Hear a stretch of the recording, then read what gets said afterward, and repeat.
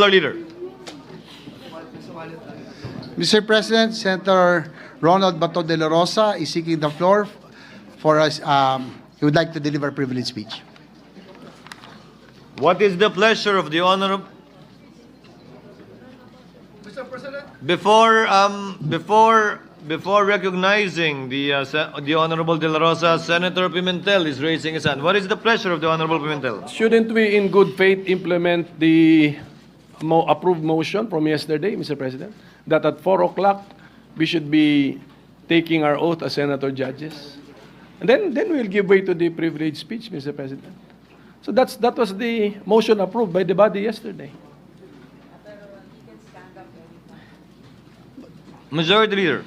Yes, Mr. President, we will be honoring that what was agreed upon yesterday, but this is a personal collective privilege, and any member of this August body can just stand up and avail of this collective of this privilege hour, Mr. President. No, I don't think so, Mr. President. This is a privilege speech. This is a privilege speech. This is not a privilege motion. So my motion is to execute and implement what was agreed upon yesterday. At 4 o'clock in the afternoon, we take our oath. Senator, I make of record the time. It's 4:31 p.m. Mr. President. Senator de la Rosa. Yeah, Mr. President, it was very clear yesterday that we agreed that before I take my oath as member of the impeachment court, I should have delivered my privilege speech. That's why I made it a precondition to my approval or to my agreement to the motions yesterday that I'm willing to take oath as a member of the impeachment court, provided let me first deliver my privilege speech. And very clear, it was agreed by the minority leader. No, Mr. President, no. It was stressed the convening of the court. That was the issue. And the agreement natin, the oath taking is not the convening of the court. It was very clear, Mr. President. Several members are raising their hands. May I first acknowledge our Majority Floor Leader, Senator Tolentino. Thereafter, our Deputy Minority Floor Leader, Senator Ontiveros.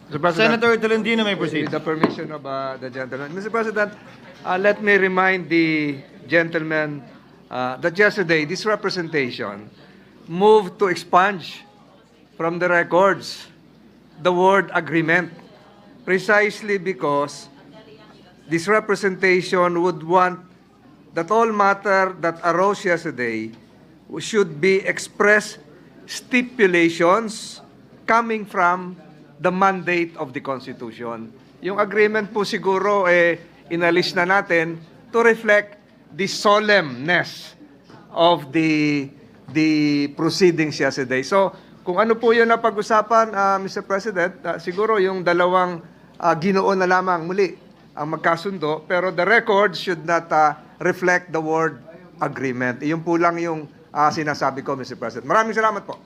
Mr. Noted. President, Senator, this is important because it's related. So, what I'm asking Senator Pimentel, you may proceed. What I'm asking to be enforced is the motion approved already, Mr. President.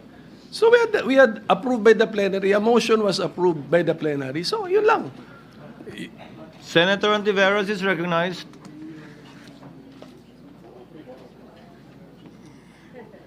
I second the motion of the minority leader, Mr. President, the motion to implement the approved motion. Napakahirap naman po magpatupad ng ganyang kasimple.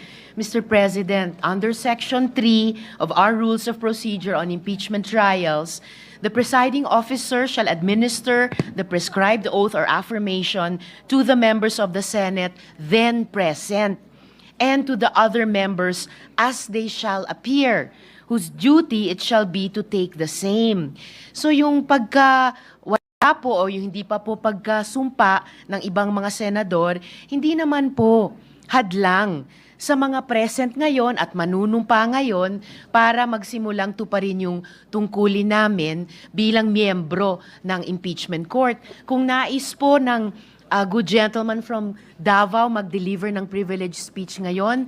Maari namang pong ituloy na po yung pagpapatupad ng agreed motion kahapon, manumpa kaming lahat na iba sa inyo bilang presiding officer, and then pakinggan po natin ang privilege speech ng good gentleman from Davao, at pagkatapos kung nais niya, ay pwedeng manumpa na ayon dito sa ating rules of impeachment, Mr. President. So Mr. sinusugundahan ko po yung motion ng minority leader na gawin na po natin yung approved motion kahapon. Salamat po, Mr. President. Chair would like to make some remarks before acknowledging Senator De La Rosa.